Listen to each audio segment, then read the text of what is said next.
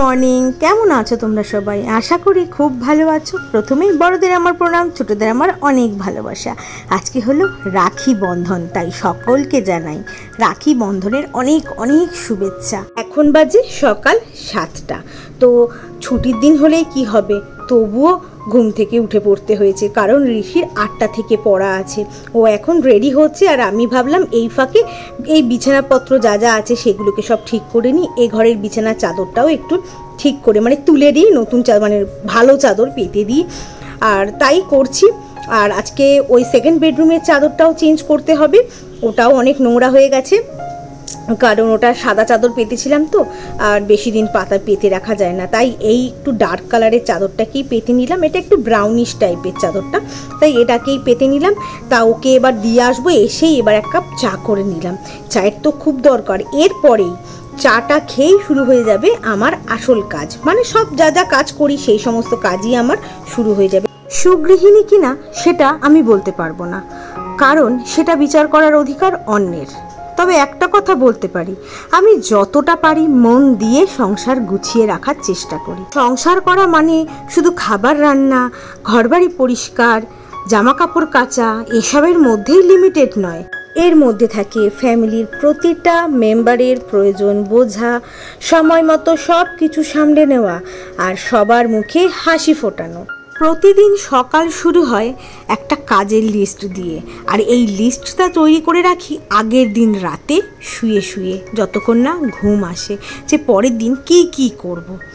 রান্না, কাপড় ধোয়া, ঘর গোছানো, বাজার করা, ঋষির পড়াশুনো দেখা, টিফিন তৈরি করে ঋষিকে স্কুলে পাঠানো, সব কিছু যেন লিস্টের মধ্যেই থাকে।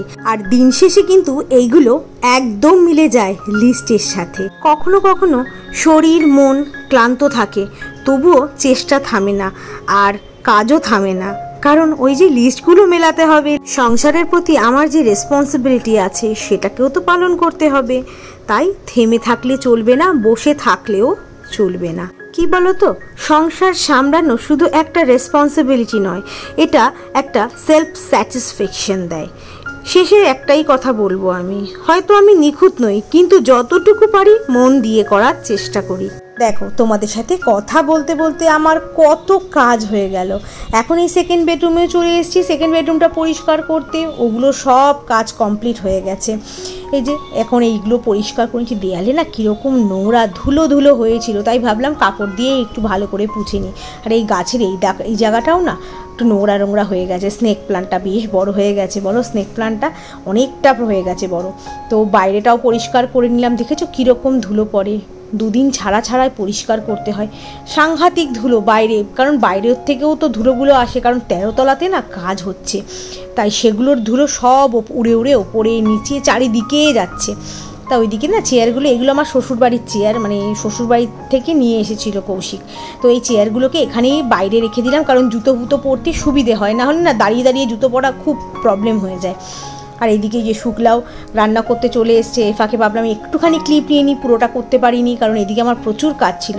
তাই এখানে এই যে আজকে হচ্ছে আলু আর কাটোয়ার ডাঁটা দিয়ে পোস্ত, আর এইখানে হচ্ছে ওই ছোটো ছোটো ছোলা আছে না, সেই ছোলা দিয়ে ওই আলু দিয়ে বললাম একটা তরকারি বানিয়ে দাও, আর টমেটো দিয়ে পেঁয়াজ দিয়ে ডাল করতে বলেছি।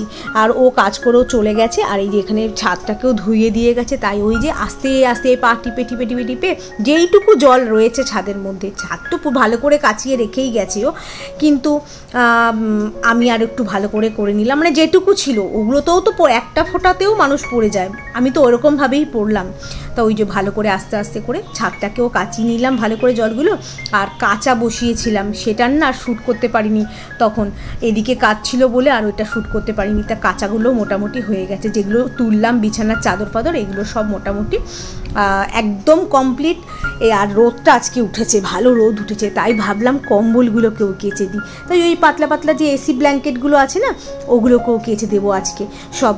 দুবার তো আমাকে দিতেই হবে, না হলে হবে না, কারণ একবারে এতগুলো হয়ে গেছে, পুরো একদম ঠেসে গিয়েছিল, তাই ওয়াশিং মেশিন, তার জন্য ওটাকে পরে দিলাম। আর এই যে ঋষি স্কুলের ড্রেসটা মেলে দিলাম ঠিকই, কিন্তু তারপরে ভাবলাম যে নীল দিতে হবে, তো নীল না দিলে না হলুদ হলুদ হয়ে থাকে একটু, তাই অল্প একটু নীল দিয়ে মেলে দেবো ওকে। একটু ভিজিয়ে রাখলাম কমফোর্ট আর নীল দিয়ে, ভিজিয়ে কিছুক্ষণ রেখে দেবো, তারপরে মেলে দেবো চিপে। আর কি কি রান্না হয়েছে চলো তাহলে দেখিয়ে দিই। এই যে মুসুর ডাল অল্প করেই বললাম করতে, টমেটো আর পেঁয়াজ দিয়ে। আর এখানে আছে আলু আর কাটোয়া ডাঁটা দিয়ে পোস্ত, অপূর্ব খেতে হয়েছিল আজকে, দারুণ হয়েছিল। আর এই ছোলার তরকারি, এটাও একটু রয়ে গেছে, টিফিনের সাথে হয়েছিল খাওয়া। আর এই যে দুটো শশা আছে, শশা দুটোকেও ভাবলাম পরে কেটে নেব, আর ঋষিকে পেয়ারা কেটে দেবো খাওয়ার পর।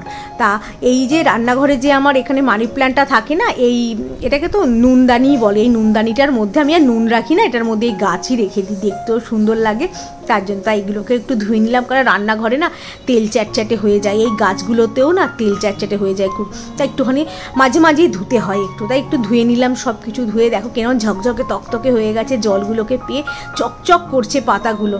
আমার যে কত মানি প্লান্ট, ঘরের চারিদিকে মানি প্লান্টে ভর্তি। আর এই দিকটাও ভাবলাম পরিষ্কার করে নিই, হ্যাঁ, কারণ এই পিঁড়ি, এটাকে তো পিঁড়িই বলে, কারণ মিস্ত্রিগুলোকে দিয়েই বানিয়েছিলাম আমি। এটাকে বলেছিলাম কাঠ যখন বেঁচেছে আমাকে বানিয়ে দাও, দুটো বানিয়ে দিয়েছে, একটা শুকলা বসে তরকারি কাটে, আর এটার মধ্যে আমি আমার এগুলোকে মানে এই কর্নারটাকে সাজিয়েছি।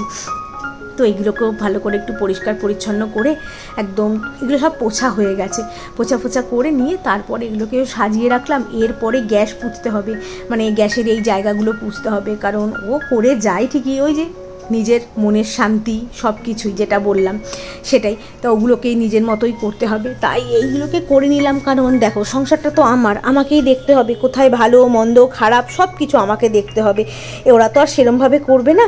তাই আমি আগের বার যে ভুলটা করেছিলাম সেই জিনিসটা আমি এবার করতে চাই না, কারণ আগে যখন আমার কাছের যে রান্নাঘরের আগের জানলাটা ছিল, আমি না সেরকমভাবে রোজ সেরকমভাবে পরিষ্কার করতাম না, ওই সপ্তাহে একদিন এরকম করে, ওভাবে করতে করতে একদম তেল জমে গিয়েছিল, আর ওগুলোকে পরিষ্কার করা খুব টাফ। তার জন্য এখন না, এবার আমার নতুন রান্নাঘরও হয়ে গেছে, এবার থেকে আমি রোজ পরিষ্কার করি আর ভালো করে পরিষ্কার করি।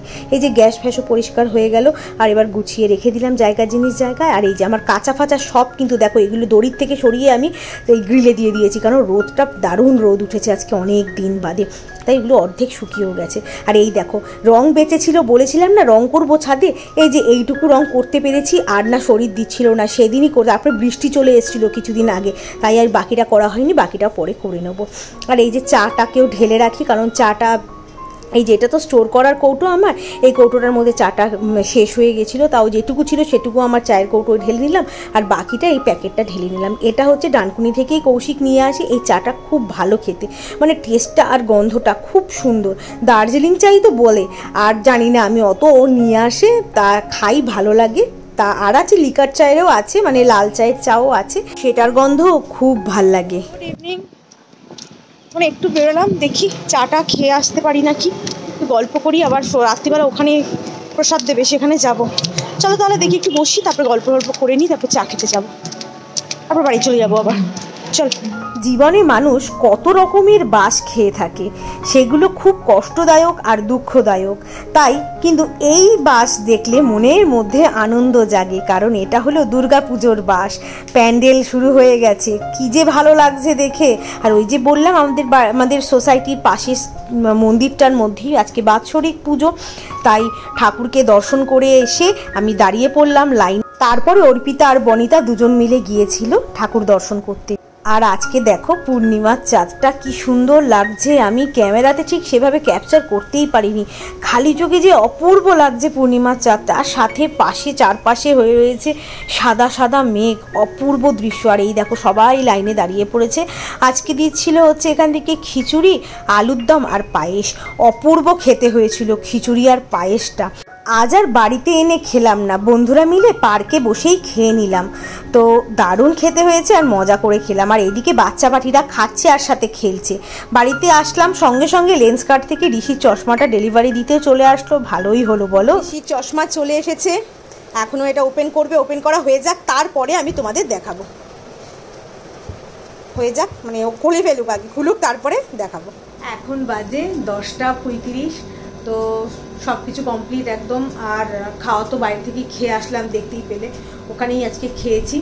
আর ঋষির চশমাটা দেখি আমি ভিডিও ক্লিপ দেখি কালকে তুলে নেবো, আর আজকে ঋষি তুলেছে বললো আমি ভিডিও করেছি, দেখি ওরটা যদি ঠিকঠাক হয় তো তোমাদের এখানে দিয়ে দেবো, নাহলে কালকে আমি দেখিয়ে দেবো। চশমাটা খুব সুন্দর হয়েছে, ভালো হয়েছে, মানিয়েছে ওই মুখটাতে। তো প্রচণ্ড ঘুম পেয়ে গেছে আজকে, আর ভালো লাগছে না। তারপরে সকালে যা যা কেচেছি সেগুলো সব এতক্ষণ ধরে ভাঁজ করলাম, নাহলে এতক্ষণ শুয়ে পড়তাম। ওগুলোকে ভাঁজ করে রাখলাম, অনেক কিছু জামা কাপড় সব তুলে রাখলাম এই আলমারিতে, ও আলমারিতে সব। এখানে আমি জামা কাপড় বলতে আমি সবসময় জামা কাপড় রাখি, আর বেডশিট, বেড কভার এগুলোই থাকে, তারপরে বালিশের কভার, এই টুকটাক এইগুলো এই আলমারিটার মধ্যে থাকে, আর ওটার মধ্যে ভালো জামা কাপড় সব ওখানে থাকে। তো ওই সব এ ঘর ও ঘর মিলিয়ে সব গুছিয়ে টুছিয়ে রাখলাম। তারপরে এখন একটু শুতে যাই, আর ভাল লাগছে না, আর মানে তাকাতে পাচ্ছি না আমি, আর এতটা ঘুম পেয়ে গেছে। তাও ঋষিকে ওষুধ দিতে হবে চোখে, আবার কালকে সকালে ঋষির পড়া আছে। তো চলো আজকে ব্লগটাকে আমি এইটুকুই শেষ করলাম। যদি আমার ব্লগটার মধ্যে কিছু ভালো লেগে থাকে তো ছুঁয়ে যাও, ওকে লাইক শেয়ার সাবস্ক্রাইব করে আমার পাশে থেকো। আর আজকে আবার সবাইকে বলছি হ্যাপি রক্ষাবন্ধন। তো চলো tata, good night and sweet dreams.